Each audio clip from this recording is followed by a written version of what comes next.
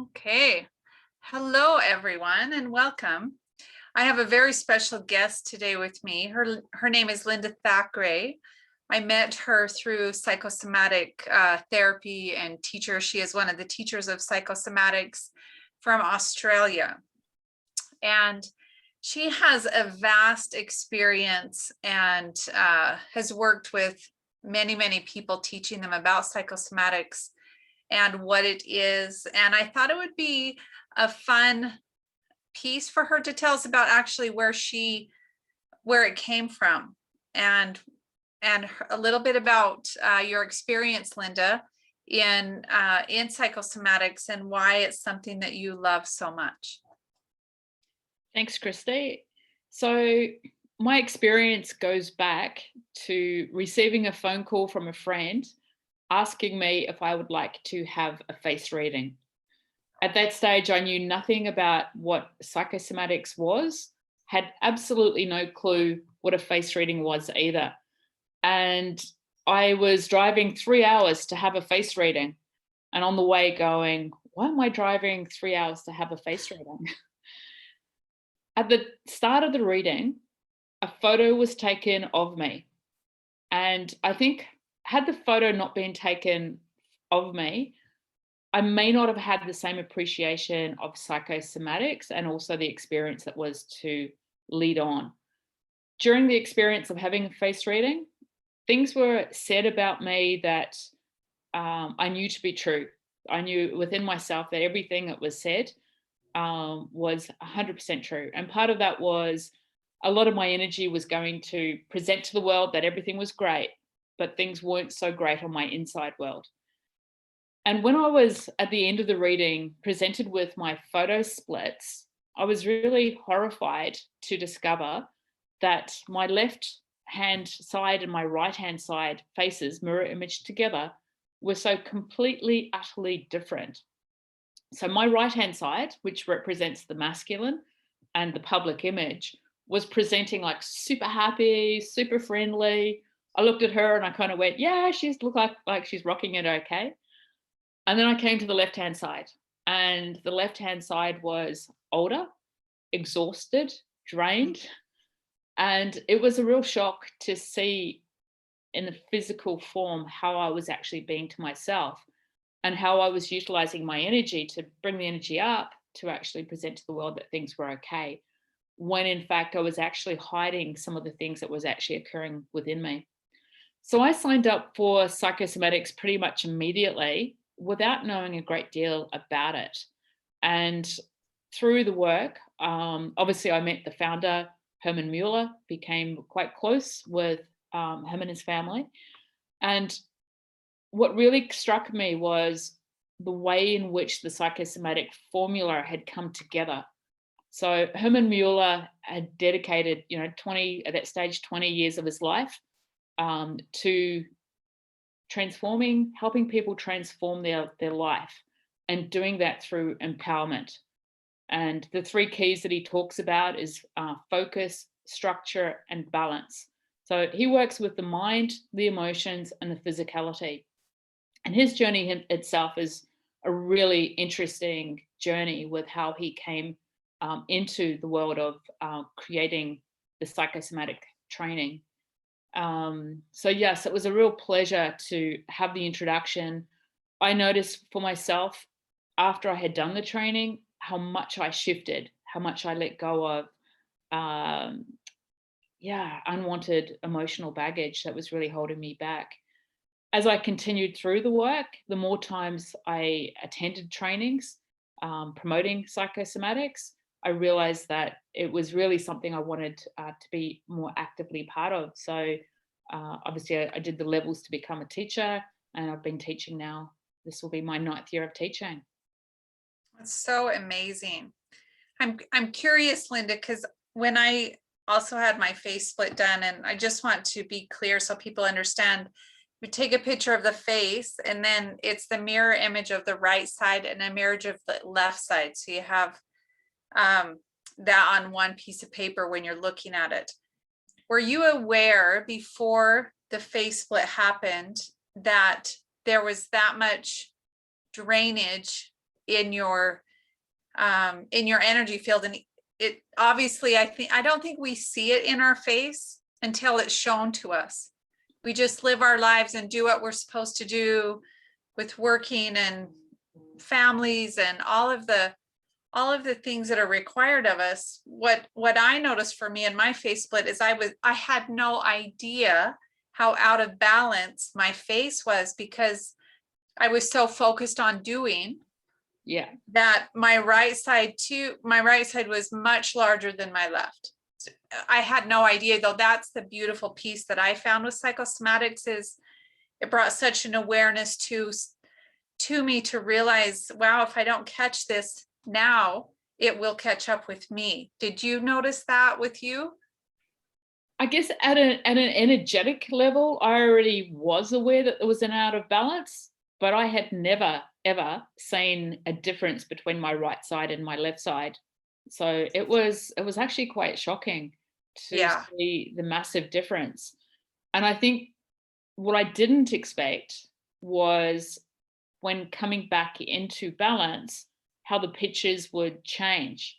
So within a year, my left-hand side that had previously been drained, all of a sudden looked, 15, 20 years younger and happy, like really glowing from the inside.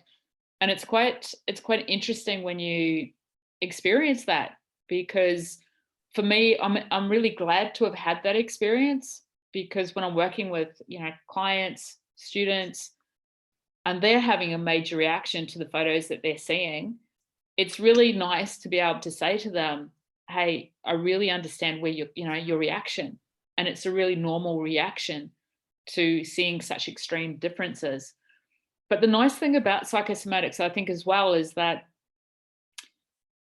often people do know. They know at a deeper level that there's suppressed emotions in the body. So it's not like you're suggesting things to people that they don't already know. There can be unconscious patterns that come from different parts of the childhood experience that may go into the unconscious patterning. But generally speaking, there's not a great deal of, there's nothing that feels incongruent, I believe, in terms of how the psychosomatics actually works. And one of the things that I say to people is, if I make a statement and it doesn't feel like it fits, it's like a jacket. Sometimes you put the jacket on and you'll want to take it off and go, oh no, this doesn't suit me. Take a look at it, like try it on and actually sort of say to yourself, is it because I'm not used to this jacket that I want to take it off? Or is it because it's the wrong size?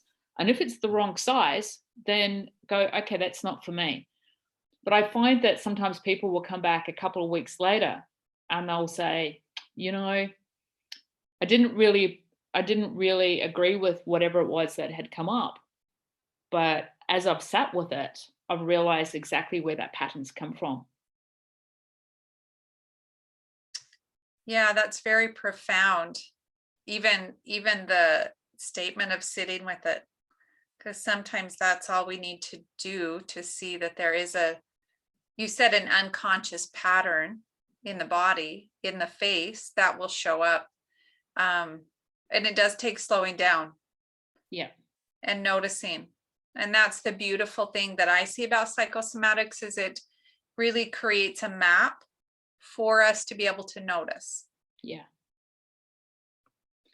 And the historical things as well that we can see in the body, like the habitual patterns that become part of our defense mechanism, but to be able to read those and to link that with current behaviors and current experiences, people really Could you give us an example of a habitual pattern, just so people understand what that means? What are you referring to? So a habitual pattern could be a defense mechanism.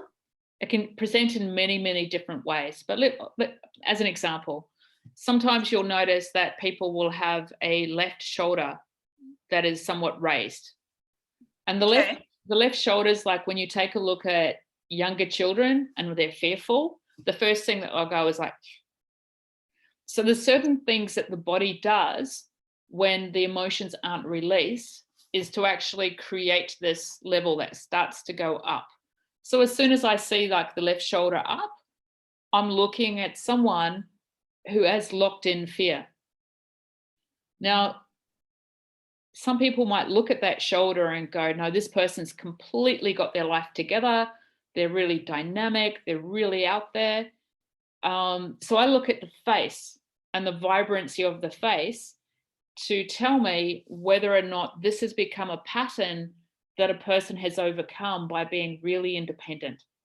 So when I see a really vibrant, dynamic face, this is a level of independence. I don't ask people for help, because if I ask people for help, they may let me down. So it shows up in two ways. It shows up with the person who has adapted coping mechanisms that work for them, but the fear is still locked in the body. And also for other people where the fear is more still active and they're more associated with the activity of that fear and unable to move forward as a result of that fear. So with psychosomatics, there's usually two different styles of how people work. And one is in excess and the other is in lack. So, you know, rather than full steam ahead, the others will have the handbrake on. And it's really about finding that equilibrium. And of course, it's not about removing a problem for a person. It's basically to build the connections with understanding how those patterns have been formed and how some of those patterns as an adult no longer serve. And the possibility of seeing them, from how I see that, is the awareness is what brings movement. Correct. Yeah. Yeah. And as we know in psychosomatics, emotions is energy in motion. So we've always got to take a look at, you know, what's required to come home to the body and what are the patterns that disconnect a person from the body. And that shows up in many ways. You talked about, like for both of us, the right-hand side of the face and the left-hand side, which of course extends through the whole body. Mm-hmm. When people are more in their analytical, active, masculine form, the body will favor the right-hand side. Yes, that's what I noticed in mine, Linda. Yes. It's so fascinating, which is why I love this. And I'm so passionate about it because it made such a huge impact in my own personal life, but especially in my business. And that I work with people one-on-one, and it created such a deeper level of them being seen and understood. And it's such a beautiful gift. So thank you so much for being with me today and letting me ask you a little bit about your experience with psychosomatics. It's been wonderful. So thank you, Linda. Thanks, Christy. Lovely to be here with you. Thank you. Okay.